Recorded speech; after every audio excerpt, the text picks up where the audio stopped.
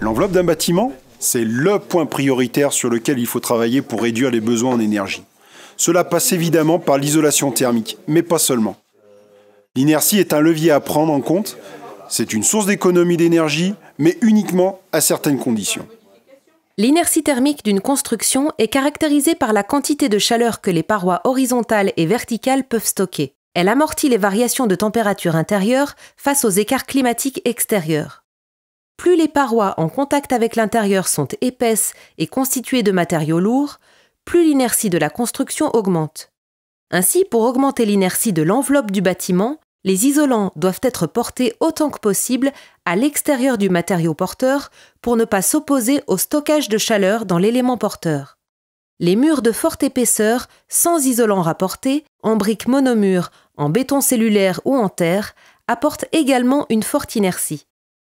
En hiver, dans un bâtiment ou une pièce à forte inertie, les parois absorbent une importante quantité de chaleur dans l'environnement intérieur, puis la restituent progressivement aux occupants.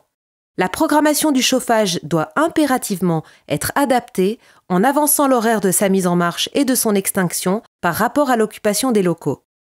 Si la construction est conçue de manière à bénéficier d'un maximum d'apport solaire, alors l'inertie devient un puissant allié pour stocker cette énergie gratuite et la redistribuer à la tombée du jour. Dans les bâtiments à occupation discontinue, tels que les résidences secondaires ou les chambres d'hôtel, il faut plutôt rechercher une faible inertie thermique pour permettre de modifier rapidement la température intérieure.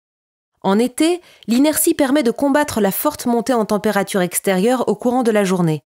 L'énergie solaire frappe les murs et le toit, mais l'inertie freine la propagation de la chaleur dans ses parois. Il est alors indispensable de recourir à une ventilation nocturne pour évacuer durant la nuit la chaleur emmagasinée, avec un système de VMC ou par l'ouverture des fenêtres.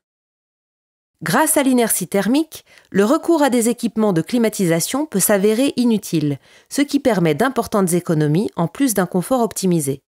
En été comme en hiver, l'inertie peut donc apporter confort et économie d'énergie, à condition qu'elle soit bien prise en compte par les occupants. Pour gagner en inertie dans les résidences principales, plusieurs solutions existent. Au niveau de l'enveloppe, l'enfouissement de la construction ainsi que l'isolation par l'extérieur sont des solutions efficaces. À l'intérieur, les murs de refend en béton ainsi que les cloisons lourdes de forte épaisseur permettent d'augmenter l'inertie tout en assurant une bonne isolation acoustique entre les pièces. Au niveau des planchers, l'usage de ourdi béton permet de stocker plus de chaleur que les planchers en ourdi bois ou en matériaux de synthèse. Et l'inertie des planchers légers peut être augmentée grâce à la réalisation d'une chape béton.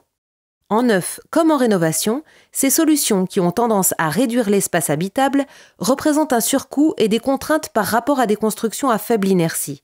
Mais ce surcoût est tout relatif face aux décennies de confort et d'économie procurées par l'inertie.